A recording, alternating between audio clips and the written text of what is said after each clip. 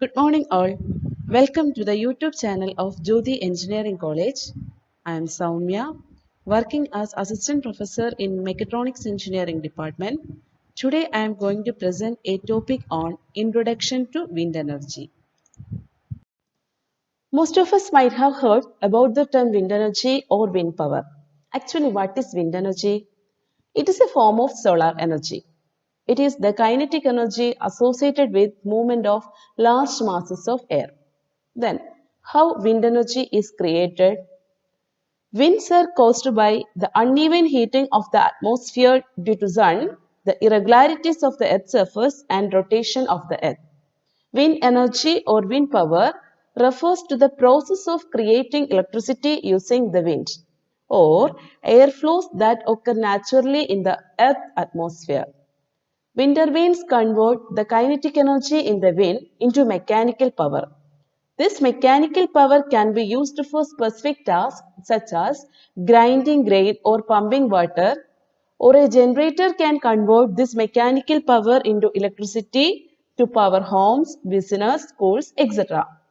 Modern wind turbines fall into two basic groups: the horizontal axis, like the traditional farm windmills used for pumping water, and the vertical design, like the egg beater style, that is known as Darry's model, named after its French inventor. Most large modern wind turbines are horizontal axis turbines. Next, I am going to discuss about the different parts of a wind turbine. The main components of a wind turbine are hub, rotor, nacelle, blade, gearbox, generator, tower, anemometer, etc. I will explain one by one separately. So first one, hub. The hub of the wind turbine is that component that connects the blade to the main shaft and ultimately to the rest of the drivetrain. The hub transmits and must withstand all the loads generated by the blades. Hubs are generally made of steel, either welded or cast. Second one, rotor. Blades and hub together is called the rotor. A rotor is attached to the slow speed shaft. Third one, nacelle. Nacelle is the cover housing that houses all of the generating components in a wind turbine, including the generator, gearbox, drivetrain, and brake assembly. Fourth one, tower. The tower of the wind turbine carries the nacelle and the rotor. Towers may be made from steel or concrete. Next one, gearbox. It connects the low speed shaft to the high speed shaft and increases the rotational speed from about 30 to 60 rotation per minute, that is RPM, to about 1000 to 1800 RPM. This is the rotation speed required by most generators to produce electricity. Next one, anemometer. It measures the wind speed and transmits wind speed data to the controller. And the last one, generator, which converts mechanical energy into electrical energy. How a wind turbine works? Have you ever used a fan at home when it gets too hot? It has blades that spin around to produce wind to cool you off. Well, a windmill looks similar to a fan, but it's much larger and operates differently. Windmills are also called wind turbines and are placed on windy land or in the ocean. Windmills produce electricity through a series of steps. It starts with wind turning the blades, then the blades turn the rotor turns the shaft spins the generator, and the generator produces electricity. Next, what are the advantages of wind energy? Wind energy is an inexhaustible source of energy and is virtually a limitless resource. It is clean and environment friendly, that is, energy is generated without polluting the environment. Then, wind energy is cost effective and prices are dropping still. Generating electricity from wind energy reduces the need for us to burn fossil fuels, so it reduces carbon emissions, so it is good for the environment.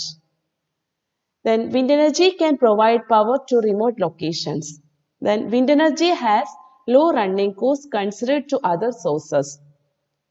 In combination with solar energy, they can be used to provide reliable as well as steady supply of electricity. Next, what are the disadvantages of wind energy? It is unreliable energy source as winds are uncertain and unpredictable. Then it requires large open area for setting up wind farms. Then the wind farm technology requires a higher initial investment than fossil fueled generators. Noise pollution problem is usually associated with windmills. Then wind cannot be stored and not at all winds can be harnessed to meet the timing of electricity demands. Further, good wind sites are often located in remote locations far from areas of electric power demand. Transmission from such places increases cost of electricity. The average efficiency of wind turbine is very less as compared to fossil fuel power plants. We might require many wind turbines to produce similar impact. Maintenance cost of wind turbine is high as they have mechanical parts which undergo wear and tear over the time. Accidents with wind turbines are rare, but they do happen, as in other industrial activities. For example, a detached blade or its fragment may be thrown a considerable distance and can harm people and the property. Next, what are the environmental impacts of wind energy?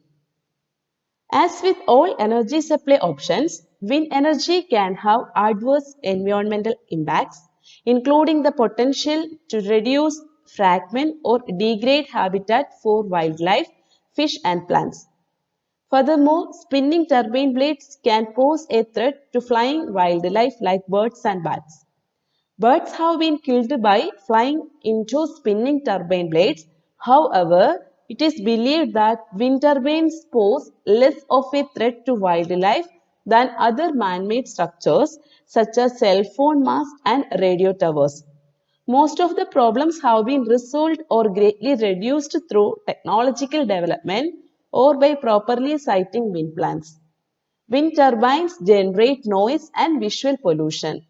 A single wind turbine can be heard from hundreds of meters away. Wind turbines present an obstacle for incident electromagnetic waves, that is TV or microwave signals. These waves can be reflected and scattered.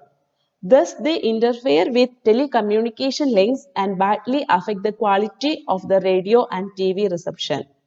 The effect can be mitigated by use of cable system or by installing powerful antennas. Thank you all. Thanks for your patience. We'll see you again with a different topic.